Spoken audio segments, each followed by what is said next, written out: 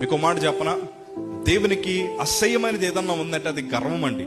ప్రభు లేఖనాలు ఎప్పుడు సెలవిస్తాయి, నాశనానికి ముందు ఏం నడుస్తుందట, వారి ముందే నడుస్తుందట. నాశనానికి ముందు గర్వము నడుస్తుంది. మీకు మాట చెప్పనా, ఎప్పుడు అనుభవంతో నేను చెప్తాను, గర్విష్ఠుడిని ఎవడో కిందకి లాగక్కర్లేదు, గర్వం కలిగిన ఎవడో ఓడించక్కర్లేదు, గర్వం కలిగిన వారి మీద ఏమీ కుట్రలు పన్నక్కర్లేదు, తమంతట తామే కుప్పకూలిపోతారు.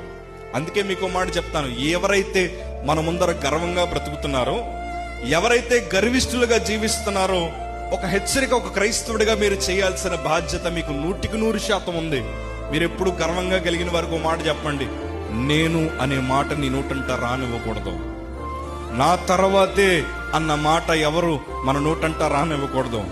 నేను చెప్పిందే జరగాలి అన్న నోటి వాకు ఎవరి నోటంట రాకూడదు. గర్వము చాలా ప్రమాదకరం.